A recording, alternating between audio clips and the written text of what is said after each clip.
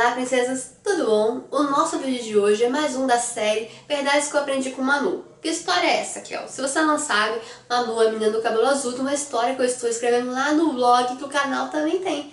Tem o blog que tá aqui embaixo com a história da Manu, que é uma menina de cabelo azul, mas muito, muito abençoada e usada por Deus.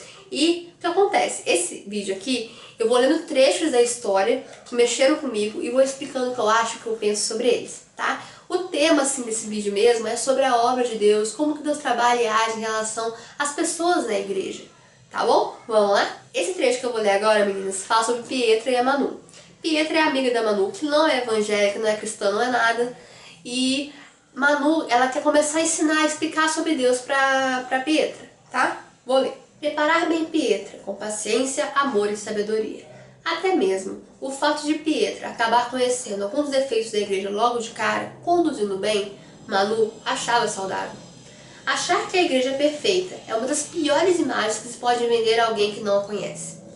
Manu tinha plena consciência disso. Cristãos realmente firmes têm bases sólidas, boas preparações, cheias de clareza, fé e realismo.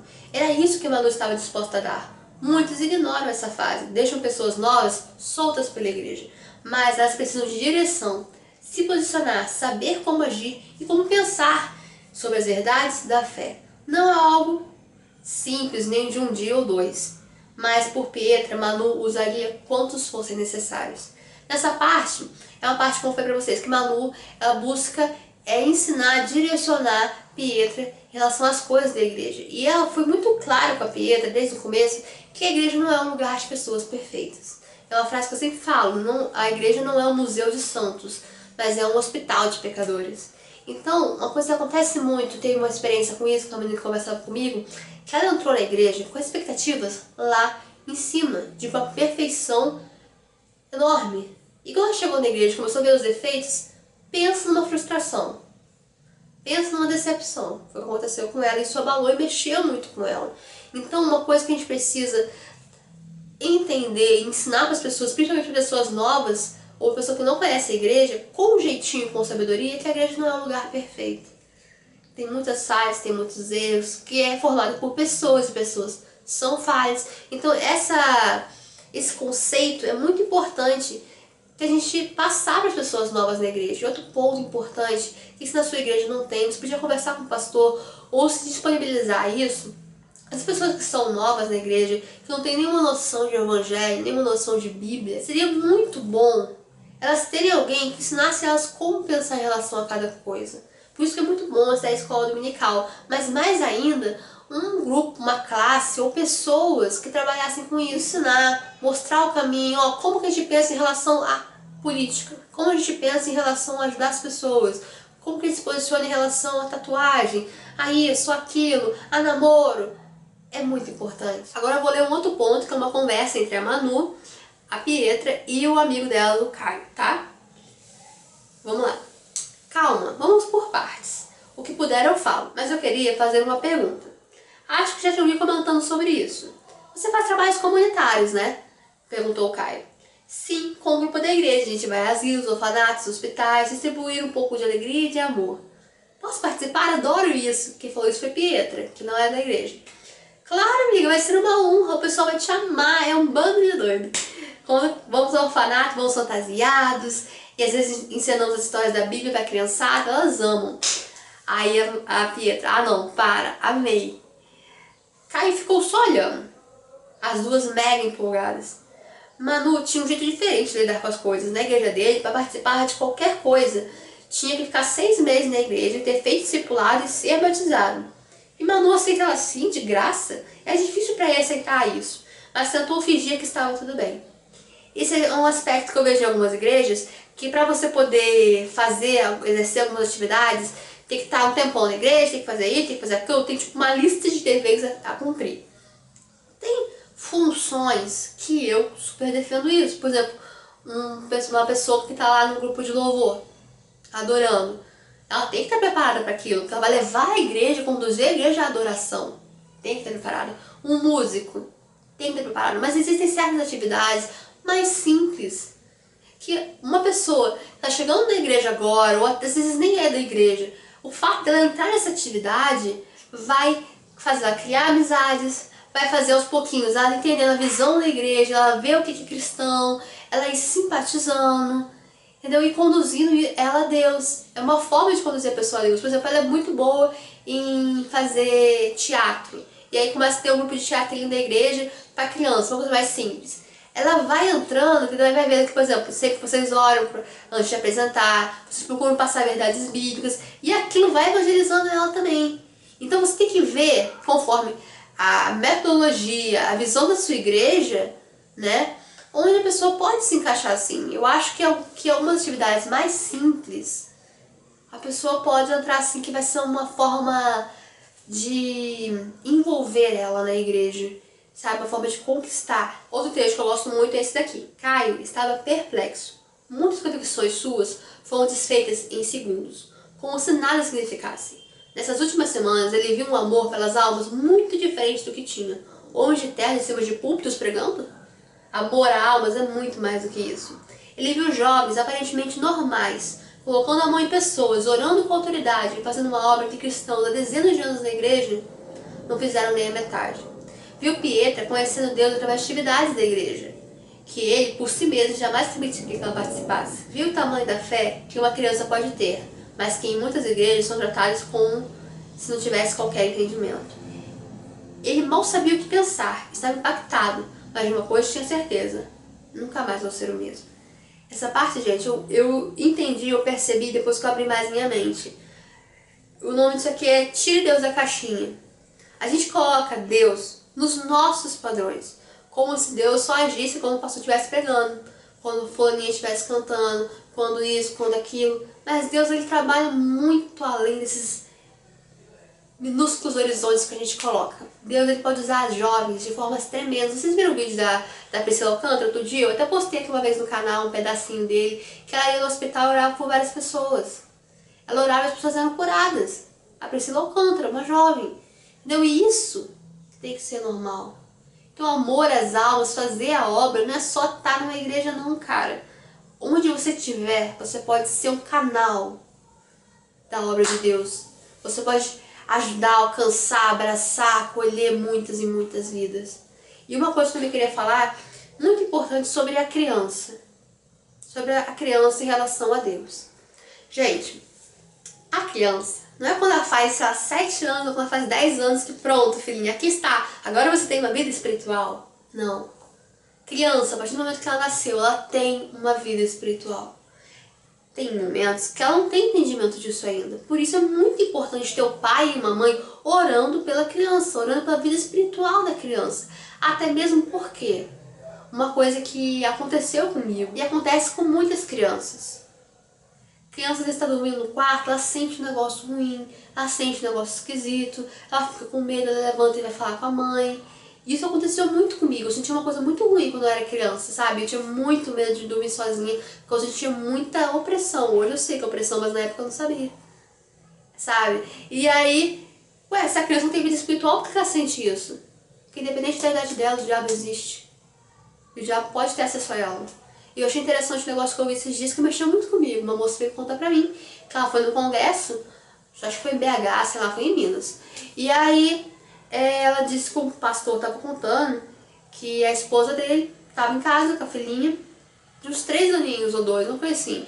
E aí a mãe falou assim: a filhinha, vai lá no quarto, junta seus brinquedos. E ela foi, e depois de 3 minutos ela voltou com um semblante bem diferente.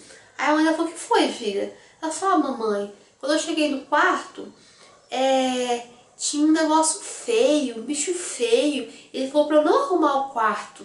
É um negócio tão esquisito, mamãe. Aí eu falei assim: você é feio, sai daqui em nome de Jesus. E aí depois, mamãe, começou a aparecer um monte de anjos assim voando lá no quarto. Uma criança de 3 anos de idade, que foi ensinada que ela tem autoridade de expulsar demônios. Entendeu? Então, eu quando eu vi isso, eu fiquei pensando: cara, quando eu tiver um filho, eu vou tentar explicar de uma forma bem na altura dele, bem no nível dele, que se um dia ele sentir alguma coisa feia, ele ver alguma coisa ruim, ele vai falar: no nome de Jesus, sai. Raquel, eu tava pensando nisso comigo esses dias. Eu vou tentar ensinar isso pro meu filho. Porque talvez se eu tivesse noção, né, quando eu era criança, eu não sentiria tanta opressão na hora de dormir. Então, criança, ela tem esse contato com o mundo espiritual. Criança tem uma vida espiritual e que você já pode explicar de forma que ela entenda, no nível dela, que Jesus está com ela e que o inimigo, o mal, não pode chegar perto dela. E assim, eu gosto muito da Flávia Karina, que é uma blogueira, que ela é cristã, sim, e ela fala muito sobre maternidade, sobre criança, sobre educação. E assim, ela é muito fofa, ela passa uma paz enorme, você vê nos vídeos dela. E a forma que ela educa a filha dela me chama muita atenção. A filha dela tem 2 anos, mas ela não subestima a filha dela. Ela usa aquele método Montessori, uma coisa assim, e a menininha, por exemplo, ela vai comer, ela pega o pratinho dela, ela põe o copinho aqui, ela pega a comidinha e põe, e a Flavinha fica, isso filhinho, põe isso, põe mais.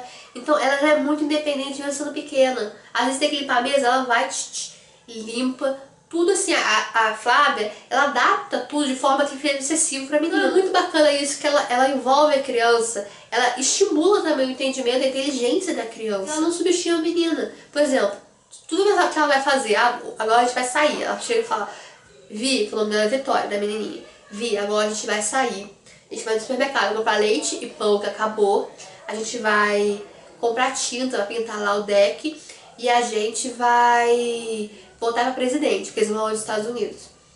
Voltar pra presidente.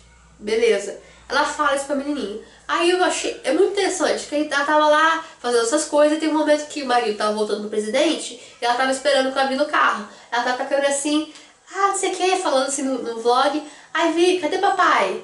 Aí ela, presidente. Viu? Criança não é burra. Por mais que às vezes parece que ela não tá entendendo, ela não tá prestando atenção, fica na mente dela. Uma coisa que também achei muito legal, que me marcou assim também, lá nos Estados Unidos, eles têm uns espaços para crianças, que é tipo, supermercado, é bombeiro, é oficina, tudo tamanho infantil. Aí é um supermercado pequenininho, tudo acessível às criancinhas, é muito legal. E a Flávia foi com a Vi, nesse lugar assim, para as crianças brincarem, e ela tava no supermercado de criança, com as prateleiras tudo baixinhas, e a Vi fazendo compras, e a Flávia, que era a mãe, fingindo que era filhinha, e a Vi que era a mãe, né? Elas trocaram de papéis. Aí quando chegou no caixa, a Flávia, mamãe, compra bala? Aí a Vi, não, tem bala em casa. Fez assim, e isso é uma coisa que a Flávia sempre fala pra ela quando elas vão no supermercado, e a Vi pergunta, mãe, eu quero bala? Aí ela fala, tem bala em casa. O que a Vi falou? A mesma coisa pra Flávia. Então, ela presta atenção. Criança é esperta. Então a gente não pode subestimar a criança. Por mais que ela não consiga entender como o adulto entende, do jeitinho dela ela entende. Do jeitinho dela Deus pode usar uma criança. Eu tive uma experiência magnífica, eu amo criança. E quando eu tive lá em Guará, meus 13 aos meus 18 anos, foi uma época fantástica da minha vida, que eu regi um conjunto de crianças e que Deus me levou a ensinar aquelas crianças a adorar de verdade. E da boca das crianças sai perfeito louvor. E quando as crianças louvavam, eu aprendi a adorar e eu passei isso para elas. Quando elas louvavam, meu Deus, como que Deus abençoava, como a igreja era cheia da glória dele. E a sinceridade que existia no coração delas, eu tava até passando fazer um vídeo sobre isso. Nós temos que ser como criança e pegar alguns aspectos que a criança tem que a gente tem que ter. Aí vai ser legal esse vídeo, né? Pra anotar pra fazer. A gente tem que ser como criança. Não subestime a criança. Às vezes a fé dela é muito, muito maior que a nossa. Mas tudo, no nível delas, elas têm que conhecer a Deus, têm que se aproximar de Deus, têm que se apaixonar por Deus desde pequenas. Então, criança tem uma vida espiritual, as pessoas precisam entender isso. Então, Deus, Ele quer usar os jovens, Ele quer usar as crianças, Ele quer usar as pessoas de uma forma diferente. Tire Deus de uma caixinha. Aí fala, Deus, eu estou aqui, me use como o Senhor quiser. Me leve, me mostre, me dirige. Eu achei interessante, ontem estava vendo uma pregação uma aula do Luiz Arcanjo, e ele falou assim, quando você pede Deus, me enche do teu espírito, que teu espírito me guie, você passa a não ter vontade, porque vai ser ele agindo por você. E isso é bom, porque sim vai te levar para caminhos bons. Então que você seja guiado pelo Espírito Santo e ele te mostra como agir, ele te mostra o que fazer. Uma vez eu vi um pastor falando que ele estava no culto, e aí o Espírito Santo falou muito pra ele, vai, abraça fulano de tal.